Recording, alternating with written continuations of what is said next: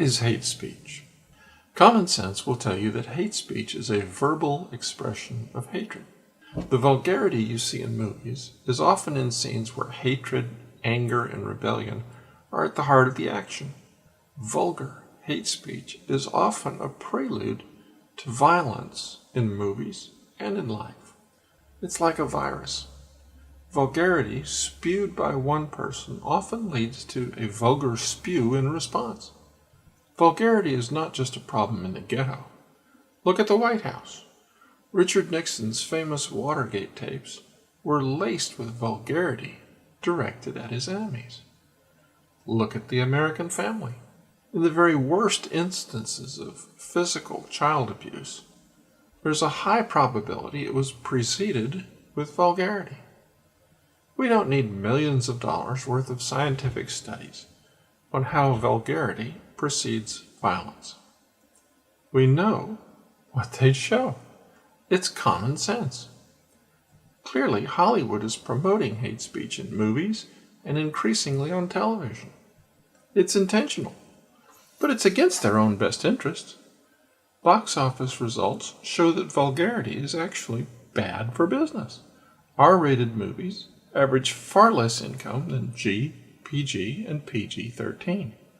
Inclusion of vulgarity is a moral choice made by those who finance, produce, market, and distribute entertainment. While America is being buried by the media in vulgarity, there is something else that is being called hate speech and increasingly being punished, particularly by Hollywood. America is in conflict. There are those who believe in God and in biblical moral values, and there are those promoting the sexual revolution. The sexual revolution calls on everyone to approve almost all forms of sexual expression. Those who believe in God and the Bible consider such behavior sin.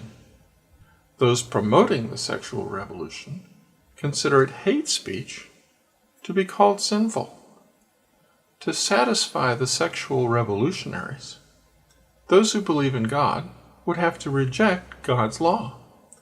They'd have to accept the values and the terminology of the sexual revolution.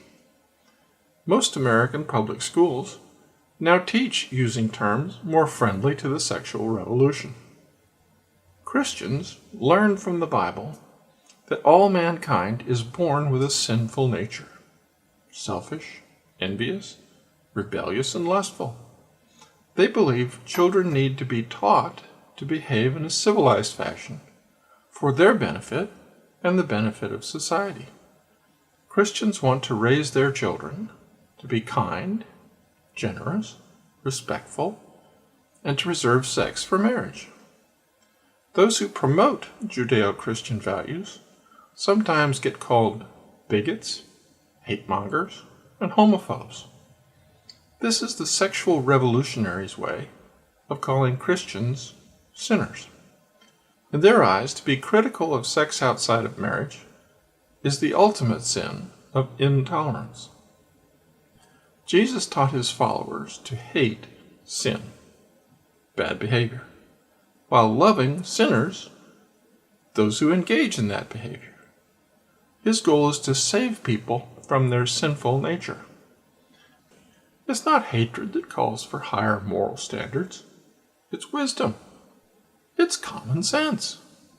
We need a common sense revolution. We need to oppose vulgarity, the real hate speech, whether it's in songs, movies, or television. We need to vote with our remote. We need to see ourselves as revolutionaries out to pass a more civilized society to our children and grandchildren. If you agree, please share this video with friends and family.